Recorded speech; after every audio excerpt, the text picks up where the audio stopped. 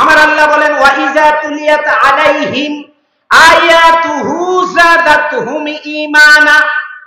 আমার বান্দা যখন আমার কোরআনে কারীম শুনতে থাকে, আমার কোরআনে কারীম যখন আমার বান্দা শুনতে থাকে, তখন আমার বান্দার ঈমান বাড়তে থাকে। সুবহানাল্লাহ। তাহলে এক নাম্বার ফায়দা হলো, ব্যক্তি যখন আল্লাহর কোরআন শুনে তখন তার ঈমান বাড়তে থাকে। সুবহানাল্লাহ বলুন। তাহলে কোরআন শুনলে এক নাম্বার ফায়দা কি বাড়ে? ঈমান বাড়ে। কি বাড়ে? এজন্য আপনার ঈমান যদি আপনি বাড়াতে চান, আপনার ঈমান যদি আপনি তরুতাজা করতে চান, মজবুত করতে চান, তাহলে বেশি বেশি করে আল্লাহর কোরআন শুনতে হবে। ঠিক কিনা? আল্লাহ বলছে আমার কোরআন শুনলে আমার বান্দার ঈমান বাড়বে। সুবহানাল্লাহ। আল্লাহ রাব্বুল আলামিন বলেন শুধু ঈমানই বাড়বে না, আল্লাহ পাক বলেন আমার বান্দা যখন কোরআন শোনার জন্য কোরআনের মজলিসে বসে কোরআন শুনে, আমার বান্দার ঈমান বাড়ে। আর আমার বান্দা যখন আমার কোরআন শোনার জন্য ধীর স্থির ভাবে মনোযোগ সহকারে যখন আমার কোরআন শ্রবণ করে, তখন আল্লাহ পাক বলেন আমার বান্দার উপরে আমি রব্বুল আলামিন আরশে আজিম থেকে রহমত নাযিল করে দেই। আল্লাহ রাব্বুল আলামিন বলেন ওয়া ইযা কুরিআল কুরআনু ফাসতামিউ লাহু ওয়া আনসিতু লাআল্লাকুম তুরহামুন। তোমাদের সামনে যখন আমার কোরআনের বক্তব্য দেওয়া হয়, তোমাদের সামনে যখন আমার কোরআনের আলোচনা করা হয়, তখন যদি তোমরা ধীর স্থির ভাবে মনোযোগ সহকারে আমার কোরআনের কথাগুলি শ্রবণ করো, তাহলে আমি রব্বুল আলামিন আরশে আজিম থেকে তোমাদের উপরে আমার রহমত নাযিল করব। সুবহানাল্লাহ। এখন এই মুহূর্তে আল্লাহর কোরআনের কথা অনুযায়ী এই মুহূর্তে আল্লাহর রহমতের ছায়ার নিচে এই মাহফিলের প্যান্ডেলে যারা বসে আছে, এই মুহূর্তে তারা আল্লাহর রহমতের ছায়ার নিচে বসে আছে। সুবহানাল্লাহ। তাহলে এক নাম্বার ফায়দা হলো, কোন বান্দা যখন আল্লাহর কোরআন শুনতে থাকে তখন তার কি বাড়ে? ঈমান বাড়ে। দুই নাম্বার ফায়দাটা কি ভাইরা আমার, বাবারা আমার? দুই নাম্বার ফায়দা হলো আল্লাহ রাব্বুল আলামিন বলেন আমার বান্দা যখন কোরআন শুনে তখন তার ঈমান বাড়ে। দুই নাম্বার ফায়দাটা হলো কোরআন যদি আল্লাহর জমিনে প্রতিষ্ঠা করা যায়, পরিবার, সমাজ, রাষ্ট্রে যদি আল্লাহর কোরআন প্রতিষ্ঠা করা যায়, আল্লাহ রাব্বুল আলামিন বলেন, আল্লাহ পাক বলেন ওয়ালাউ আন্না আহলাল কুরা আমানু ওয়াত্তাকাউ লাফাতাহনা আলাইহিম বারাকাতিন মিনাস সামাই ওয়াল আরদ।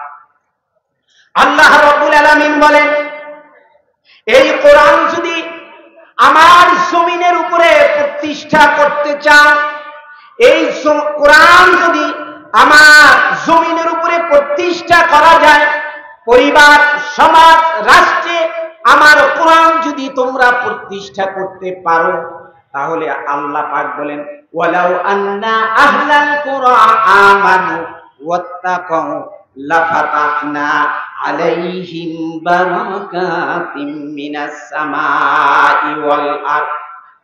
আল্লাহ পাক বলেন ওয়ালাউ আন্না আহলাল কুরা আমানু, যারা আমার উপরে ঈমান আনলো, ওয়াত্তাকাউ, আর আমি আল্লাহকে ভয় করার নীতি অবলম্বন করলো। তাহলে আল্লাহর উপরে ঈমান এনে আল্লাহকে ভয় করার নীতি অবলম্বন করে আল্লাহর জমিনের উপরে যদি আল্লাহর কোরআনকে প্রতিষ্ঠিত করা যায়, লাফাতাহনা আলাইহিম বারাকাতিম মিনাস সামাই ওয়াল আরদ। আল্লাহ রাব্বুল আলামিন বলেন ওই দেশের মানুষের জন্য, ওই জনপদের মানুষগুলির জন্য আমি আল্লাহ পাক আকাশ এবং জমিনের সবগুলি বরকতের দরজা আমি আল্লাহ খুলে দেব। সুবহানাল্লাহ। আকাশ এবং জমিনের সবগুলি রহমত, বরকতের দরজা খুলে দিবেন কে? আল্লাহর জমিনের উপরে যদি কোরআন প্রতিষ্ঠিত করা যায়, আল্লাহর উপরে ঈমান আনা যায়, আল্লাহকে ভয় করার নীতি যদি অবলম্বন করা যায়, তাহলে আল্লাহ পাক এই জমিন এবং আকাশের সবগুলি রহমত বরকতের দরজা আল্লাহ পাক খুলে দিবে। সুবহানাল্লাহ। 3 নাম্বার ফায়দা কি? 3 নাম্বার ফায়দা আল্লাহ পাক বলেন, যদি আমরা প্রশ্ন করি কোরআন, তোমাকে যদি আমরা মানি, তোমাকে যদি আমরা শুনি, তোমাকে যদি আমরা মানি, তাহলে আমাদের ফায়দাটা কি হবে, আমাদের লাভ কি হবে? এই প্রশ্ন যদি কেউ কোরআনের কাছে করে, 3 নাম্বার ফায়দাটা কোরআন বলে দিছে, ফামান তাবিআ হুদায়া ফালা খাউফুন আলাইহিম ওয়ালা হুম ইয়াহজানুন। বলেন আল্লাহু আকবার। আল্লাহর কোরআন বলছে ফামান তাবিআ হুদায়া, যদি তোমরা আমার অনুসরণ করো, আমার আনুগত্য করো, তাহলে কি হবে? তোমরা হেদায়েত পাবে। সুবহানাল্লাহ বলুন। ফামান তাবিআ হুদায়া ফালা খাউফুন আলাইহিম, আল্লাহর কোরআন বলে তোমরা হেদায়েত পাবে, ফালা খাউফুন আলাইহিম, তোমাদের কোনো ভয় থাকবে না, ওয়ালা হুম ইয়াহজানুন, তোমাদের কোনো চিন্তাও থাকবে না। সুবহানাল্লাহ। তাহলে 3 নাম্বার ফায়দা হলো, যদি আমরা কোরআন আমাদের জীবনে মেনে নেই, তাহলে আল্লাহ পাকের কোরআন যদি আমাদের জীবনে মেনে নেই, তাহলে হেদায়েত দিবেন কে? আরো আওয়াজ দিয়ে বলেন, হেদায়েত দিবেন কে? আল্লাহ পাক। আল্লাহ পাক বলেন আমি হেদায়েত দিব আমার কোরআনের কাছে। যখন মানুষ আসে, তখন কোরআনের মাধ্যমে আমি আল্লাহ তাকে হেদায়েত দিয়ে দেই। সুবহানাল্লাহ। আর ওই বান্দার কোনো ভয় থাকবে না, চিন্তাও থাকবে না। ভয় থাকবে না দুনিয়াতে, চিন্তা থাকবে না আখিরাতে। সুবহানাল্লাহ বলেন। ভয় থাকবে না দুনিয়াতে, চিন্তা থাকবে না আখিরাতে। এজন্য বিশ্ব নবী বলেছেন, মান ক্বারাআল কুরআনা ফাস্তাজহারাহু ফাআহাল্লা হালালাহু ওয়া হাররামা হারামাহু আদখালাহুল্লাহুল জান্নাহ। মান ক্বারাআল কুরআন, যে ব্যক্তি কোরআন পড়লো এবং ইজহার করলো। মান ক্বারাআল কুরআনা ফাস্তাজহারাহু ফাআহাল্লা হালালাহু, হালালকে হালাল মনে করে গ্রহণ করলো, ওয়া হাররামা হারামাহু, হারামকে বর্জন করলো। বিশ্বনবী বললেন আল্লাহ পাক তাকে সম্মানের সাথে জান্নাতে প্রবেশ করাবে। সুবহানাল্লাহ। আল্লাহ নবী অন্য হাদিসের মধ্যে বলেন, মান জাআলাহু আমামা কাদাহু ইলাল জান্নাহ। বলেন আল্লাহু আকবার। যে ব্যক্তি কোরআনকে ভালোবাসলো, যে ব্যক্তি কোরআনের সাথে যার সম্পর্ক হলো, ওই কোরআন কাল কিয়ামতের দিন তাকে নেতৃত্ব দিয়ে জান্নাতের কিনারায় পৌঁছাই দিবে। সুবহানাল্লাহ। ওই কোরআন তাকে নেতৃত্ব দিয়ে জান্নাতের কিনারায় পৌঁছাই দিবে।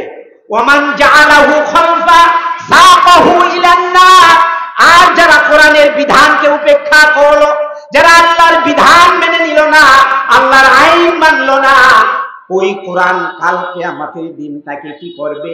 পিছন থেকে ধাক্কা দিয়ে জাহান্নামের মধ্যে ফেলে দিবে। নাউজুবিল্লাহ।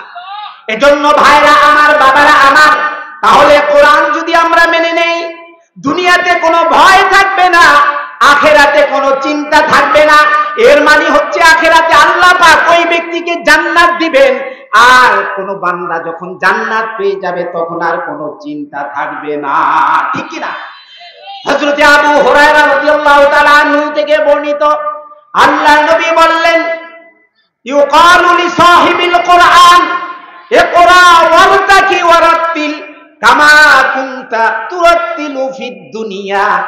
আল্লাহ নবী বলেন, যারা দুনিয়াতে কোরআন তেলাওয়াত করলো, যারা আল্লাহর কোরআন দুনিয়াতে তেলাওয়াত করলো, কিয়ামতের দিন আল্লাহ রাব্বুল আলামিন এই কোরআন তেলাওয়াতকারীকে আল্লাহ পাক বলবে, হে আমার বান্দা, দুনিয়াতে তুমি তারতিলের সাথে সুন্দর করে আস্তে আস্তে থেমে থেমে যখন তুমি আমার কোরআন পড়তে, এ বান্দা আমি তোমার কোরআন যখন শুনতাম আমি আল্লাহ সন্তুষ্ট হতাম।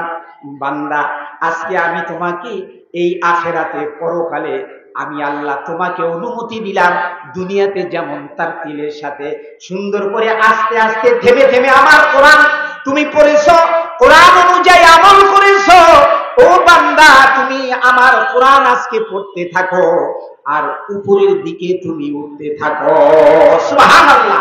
অর্থাৎ কোরআন পড়তে থাকবে আর জান্নাতে উপরের দিকে উঠতে থাকবে। সুবহানাল্লাহ। তাহলে কোরআন পড়তে থাকবে আর উপরের দিকে উঠতে থাকবে। বান্দার পড়তে পড়তে পড়াটা যেই স্থানে শেষ হয়ে যাবে আল্লাহ পাক ওই বান্দার জন্য জান্নাতের ওই স্থানটা বরাদ্দ করে দিবে। সুবহানাল্লাহ। এজন্য ভাইরা আমার, বাবারা আমার, তাহলে কোরআন শুনলে আমরা কয়টা ফায়দা পাইলাম? তিনটা। কয়টা?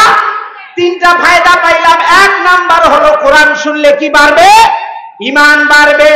দুই নাম্বার হলো এই কোরআন যদি আমরা শুনি আল্লাহর উপরে ঈমান আনি, আল্লাহকে ভয় করার নীতি অবলম্বন করে চলি, তাহলে আকাশ আর জমিনের সবগুলি রহমত বরকতের দরজা আল্লাহ পাক খুলে দিবে। সুবহানাল্লাহ। তিন নাম্বার হলো এই কোরআন যদি আমি অনুসরণ করি, আপনিও অনুসরণ করেন, এই কোরআন আপনি আমি যদি অনুসরণ করি তাহলে কি হবে না? আল্লাহ পাকের কোরআন যদি আমরা অনুসরণ করি তাহলে আমাদেরকে আল্লাহ পাক হেদায়েত দিবেন আর দুনিয়াতে আমাদের কোনো ভয় থাকবে না, কোনো চিন্তাও থাকবে না।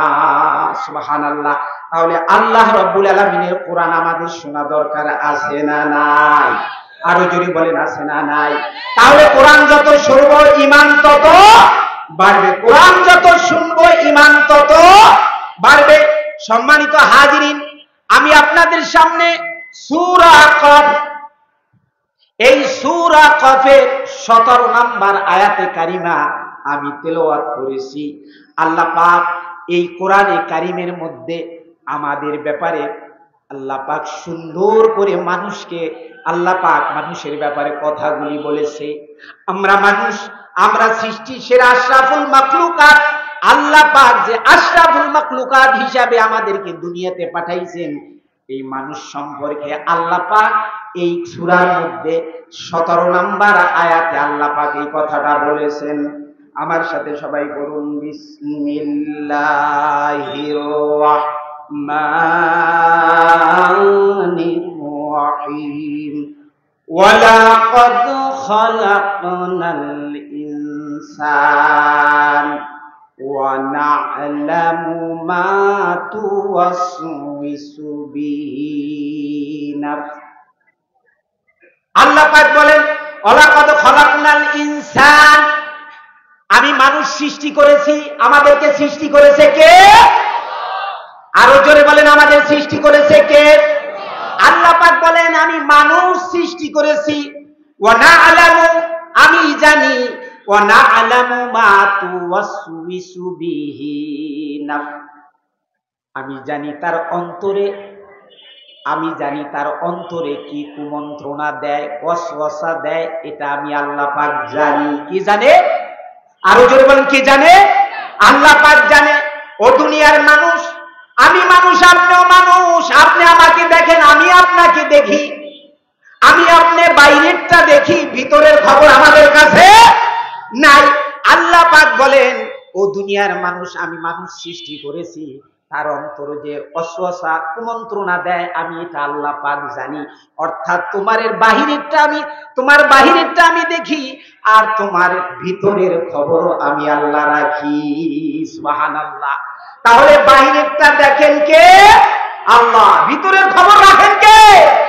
আপনার মনে কি বলতেছে দুনিয়ার কেউ জানে না, আমিও জানি না, কিন্তু জানে কে? কেউ যেটা জানে না সেটা জানে কে? কেউ যেটা দেখে না সেটা দেখে কে? কেউ যেটা দেয় না সেটা দেয় কে?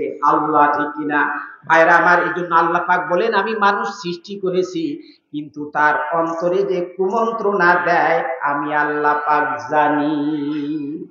এই পৃথিবীর একমাত্র সৃষ্টি হলো মানুষ। এই পৃথিবীর একমাত্র সৃষ্টি হলো কি? মানুষ। ভাইরা আমার, বাবারা আমার, দেখেন এই পৃথিবীর একমাত্র সৃষ্টি মানুষ। পৃথিবীতে অসংখ্য মাখলুক আল্লাহ পাক সৃষ্টি করেছেন, তার মধ্যে একমাত্র সৃষ্টি হলো মানুষ, যারা জন্মের আগে শুনে। সুবহানাল্লাহ বলুন। যারা জন্মের আগে শুনে। ভাইরা আমার, বাবারা আমার, বিজ্ঞান বলেছে শুকর জন্ম নেওয়ার 5 থেকে 6 ঘন্টা পরে শুনে, এর আগে শোনে না। বিড়াল জন্মের 5 থেকে 6 দিন পরে শুনে। খরগোশ জন্মের 7 দিন পরে শুনে। আর কুকুর জন্মের 10 দিন পরে শুনে। কিন্তু আল্লাহ পাকের সৃষ্টি একমাত্র মানুষ। বিজ্ঞান বলেছেন একমাত্র মানুষ যারা জন্মের আগে শোনে। অর্থাৎ মানুষ যখন মায়ের পেটে আসে, সন্তান যখন মায়ের পেটে আসে, বিজ্ঞান সায়েন্স এটা প্রমাণ করেছে এখন, যে সন্তান যখন মায়ের পেটে আসে, এই সন্তান দুনিয়াতে আসার 16 সপ্তাহ অর্থাৎ 4 মাস আগে সে মায়ের পেট থেকে শুনতে পায়। সুবহানাল্লাহ। অর্থাৎ 4 মাস আগে, 16 সপ্তাহ, 4 মাস আগে মায়ের পেট থেকে সে শুনতে পায়। সুবহানাল্লাহ। তাহলে একমাত্র সৃষ্টি মানুষ, যারা জন্মের আগে শুনতে পায়। সুবহানাল্লাহ। বিজ্ঞান প্রমাণ করেছে মানুষ সন্তান দুনিয়াতে ভূমিষ্ঠ হওয়ার 16 সপ্তাহ অর্থাৎ 4 মাস আগে সে মায়ের পেট থেকে শুনতে পায়। এর কারণ হলো কি? এজন্য আমি মা বোনদেরকে বলবো, বর্তমান যুগটা বড় ভয়ঙ্কর যুগ, মোবাইলের যুগ, কম্পিউটারের যুগ। এই যুগটা এমন, আজকে যে সমস্ত মা বোনেরা আমাদের আছে, যাদের বাচ্চা, যারা বাচ্চা প্রসব করে, যাদের পেটে সন্তান হয়, সতর্ক থাকা লাগবে। বিজ্ঞান প্রমাণ করেছে যে 16 সপ্তাহ অর্থাৎ 4 মাস আগে মায়ের পেট থেকে সন্তান শুনতে পায়। তাহলে যদি তোমার এই সন্তান গর্ভ থাকা অবস্থায় তুমি যদি আল্লাহর জিকির করো, কোরআন করো, আল্লাহর বিধান মেনে চলো, তাহলে ওই তোমার গর্ভে যে সন্তানটা আছে, ওই সন্তানটা একজন জ্ঞানী গুণী আল্লাহওয়ালা হবে। সুবহানাল্লাহ। অর্থাৎ ও ভালো ভালো জিনিস শুনবে, ঠিক কিনা? অর্থাৎ মায়ের পেট থেকে ভালো ভালো মায়ের কথা, মায়ের কোরআন তেলাওয়াত, মায়ের জিকির, মায়ের নামাজ, ভালো ভালো আমলগুলি যখন পেটে সন্তান থাকা অবস্থায় যখন এই আমলগুলি শুনবে, তখন এই সন্তান কি খারাপ হতে পারে? আরো জোরে বলেন, পারে।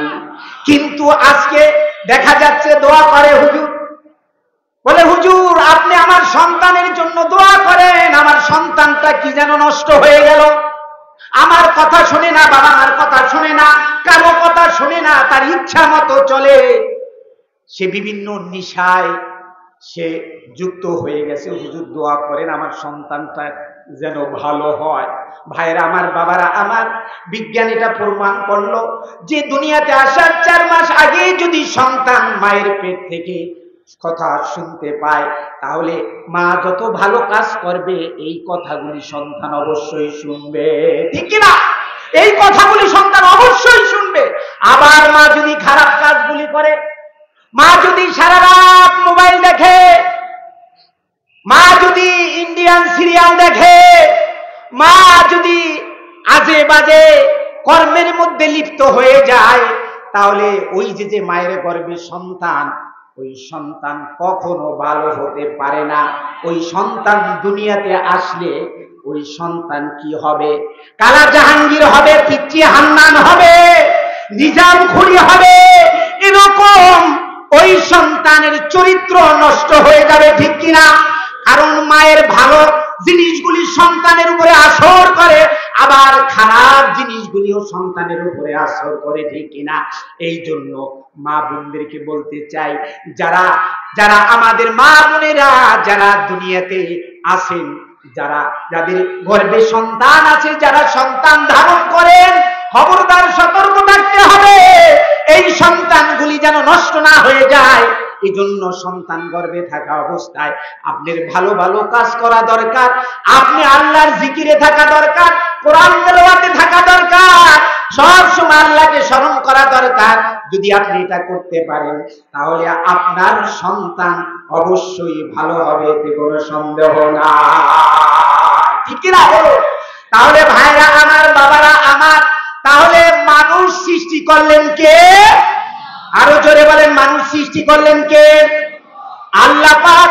এজন্য আল্লাহ বলেন মানুষের অন্তরে যে কুমন্ত্রণা দেয় এটা আমি আল্লাহ পাক জানি। তোমাদের অন্তরে কি বলে যে কুমন্ত্রণা দেয় এটা আমি আল্লাহ পাক জানি। তাহলে যে জানেন তার নাম কি? রব। তার নাম, যে সব কিছু জানেন তার নাম কি? রব। রব হলেন তিনি যিনি অস্তিত্ববিহীন থেকে অস্তিত্ব দান করেন, তার নাম হলো রব। সুবহানাল্লাহ। আমরা মানুষ, আমাদের কোনো অস্তিত্ব ছিল না, ঠিকানা ছিল না, কোনো নাম ছিল না, পরিচয় ছিল না, ঠিক কিনা? তাহলে অস্তিত্ব থেকে, অস্তিত্ববিহীন থেকে যে অস্তিত্ব দান করলেন তার নাম কি? রব। তার নাম কি? রব। ভাইরা আমার, বাবারা আমার, রব হলেন তিনি যিনি সৃষ্টিকে সংরক্ষণ এবং হেফাজত করেন, তার নাম হলো রব। সুবহানাল্লাহ। অর্থাৎ তিনি শুধু সৃষ্টি করেন না, এই সৃষ্টিকে তিনি সংরক্ষণ এবং হেফাজত করেন, তার নাম হলো রব, রব্বিল আলামিন। এজন্য আমরা প্রত্যেক নামাজে সূরা ফাতিহার মধ্যে আমরা আল্লাহর প্রশংসা করি, আলহামদুলিল্লাহি রব্বিল আলামিন। 3 নাম্বার হলো রব হলেন তিনি যিনি সৃষ্টিকে তিল তিল করে পূর্ণতায় পৌঁছাই দেন, তার নাম হলো রব। সুবহানাল্লাহ। সৃষ্টিকে যিনি তিল তিল করে পূর্ণতায় পৌঁছাই দেন তার নাম কি? রব। রবের 4 নাম্বার যে গুণটা, তিনি শুধু সৃষ্টি করেন না, পূর্ণতায় পৌঁছাই দেন না। রবের 4র্থ নাম্বার গুণ হলো আমার আল্লাহ ওই সৃষ্টিকে জন্ম থেকে মৃত্যু পর্যন্ত যিনি প্রতিপালন করেন, তার নাম হলো রব। সুবহানাল্লাহ। তার নাম কি? রব। তোমার সৃষ্টি যদি হয় এত সুন্দর, না জানি তাহলে তুমি কত সুন্দর, কত সুন্দর। তোমার সৃষ্টি যদি হয় এত সুন্দর, না জানি তাহলে তুমি কত সুন্দর, কত সুন্দর।